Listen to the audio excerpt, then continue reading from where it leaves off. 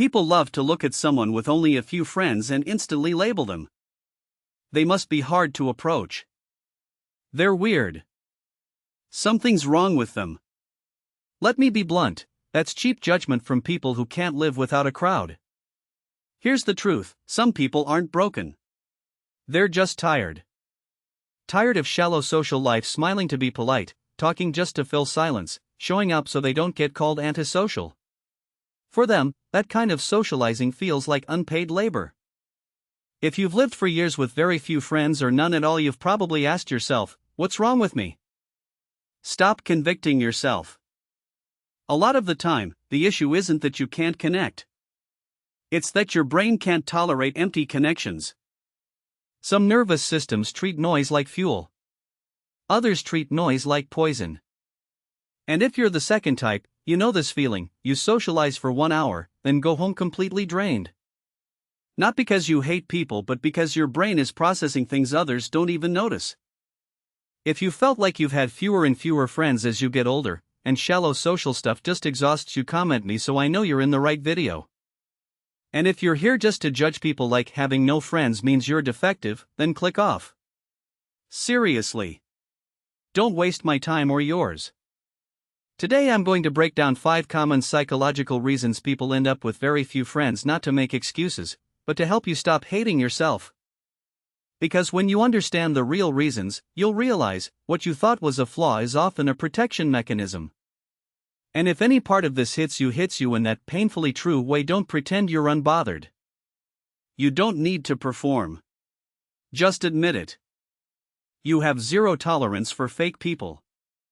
This is the first reason, and for a lot of people, it's the biggest. You can't stand people who smile but calculate. People who say one thing but mean another. People who compliment you to trap you, ask questions to evaluate you, act caring to control you. You see it fast. You smell it instantly. And as you grow up and your self-awareness increases, your tolerance for fake energy drops to near zero. You start seeing small talk as pointless. Friend groups that look happy but talk trash behind each other as dirty. Social politeness with no truth behind it is pure noise. Some people call you too picky. No. You're just awake. You'd rather sit alone in silence than sit in a crowd wearing a mask. You'd rather have no one than have a bunch of people who drain you every time you meet. And here's what matters, this isn't antisocial behavior. This is your nervous system saying, enough. I'm protecting peace. You keep your circle small not because you're weak but because you value your mental health more than social performance. You prefer depth over quantity. A lot of people assume fewer friends means fear of connection. Wrong. Most people with few friends aren't avoiding relationships, they're avoiding shallow ones. You don't enjoy the endless "how are you? What did you eat? Weather's crazy today" loop. You can tolerate it for a few minutes, but if it keeps going, it starts to feel like soft torture. You crave conversations with depth, meaning, psychology, life choices, values, what makes someone who they are. You want real presence, someone who truly listens, someone with an inner world, someone who isn't terrified of honesty. Because your brain is wired to seek understanding, not noise. Clarity, not chaos. Truth, not performance. So when a topic has no weight, no curiosity, no genuine emotion, you naturally detach. Not because you're arrogant. Because you refuse to waste your life. You connect less because you've learned a harsh truth: real connection is rare. You don't want friends just to look normal. You want people, the real kind. So you wait. You stay alone until you meet someone who matches your frequency. That's not isolation. That's emotional discipline. You need longer recovery after social interaction. Some people are born with a sensitive nervous system, not the weak kind of sensitive, but the kind that absorbs too much data. In a conversation, you don't only hear words. You hear tone. You notice eyes. You catch micro-expressions: the half-second smirk, the clenched jaw when they say it's fine, the smile that doesn't match the timing.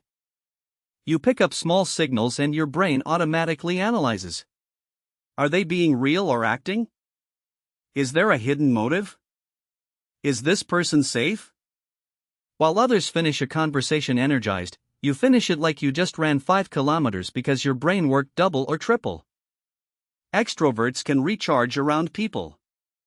You're the opposite. You recharge in solitude, quiet, low stimulation, no need to react. So you avoid constant socializing not because you hate people but because you understand, your social battery is limited. Spend it carelessly and you crash. And your loneliness isn't always running away. Sometimes it's recovery time, your nervous system returning to balance. You're not avoiding life. You're saving yourself. Quick question, what type are you? 1 equals you can't stand fake people. 2 equals you only enjoy deep conversations. 3 equals you socialize, then go home completely drained. Comment the number. No drama. And if any part of this felt painfully accurate, hit like. Not for me. For you. Because at least today, you stopped lying to yourself. You're independent and you don't need validation. Some people look at you and think, how do they not need anyone? And yes, you don't need a crowd to feel worthy. You don't live on compliments. You don't collapse because you didn't get a message. You don't feel empty just because nobody invited you out tonight. You can handle yourself. You can solve your own problems. You can stabilize your own emotions. A lot of people don't understand that because they rely on social feedback to regulate their feelings. They need conversation, they need approval, they need constant company. You have inner strength. You can sit alone without panic. Work alone without feeling deprived. Walk long roads without constant applause. But that independence makes you have fewer friends in the traditional sense because you don't cling to relationships just to avoid loneliness. You don't collect people. You don't let everyone into your inner world. You set high standards not to feel superior, but to keep your emotional environment clean. You don't allow chaotic, inconsistent, two-faced energy into your life. People call you cold. You're just selective. Your past taught you to be careful with trust. Here's the part many people won't say out loud. A lot of people with few friends have been betrayed, disappointed, or abandoned in some way. Maybe you trusted the wrong person. Gave too much. Got used. Watched a friendship collapse over something small that revealed something big. Or maybe you grew up around unstable affection, love today, distance tomorrow, promises today, forgetting tomorrow. And your brain learned one rule: don't trust quickly. When trust breaks deeply, the brain switches on protection mode by default. You observe longer. You listen harder. You watch how people act when there's no benefit. You test them with time. You build a threshold for trust, and yours is higher than average. Some people call it paranoia. But you know the truth, it's the price you paid for being naive before. That caution protects you from getting stabbed again. But yes, it can also make you miss a few good people. Still, don't confuse caution with weakness. It's self-respect forged by experience. If you have few friends, that doesn't automatically mean something is wrong with you. Sometimes it simply means you see more, feel more, and tolerate less fake energy. You read motives, patterns, and emotional signals before others even notice them.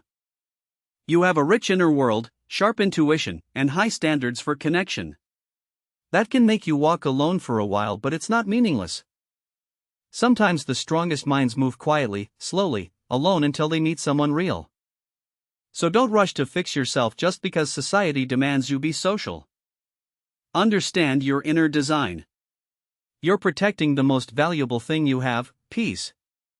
If you want me to do the next part, how to build a high-quality circle and how to talk in a way that filters people fast, hit subscribe/follow so you don't lose the next video. And I'll link the next one in the description/end screen. Why smart people often feel lonely. Watch it and you'll finally understand you're not broken.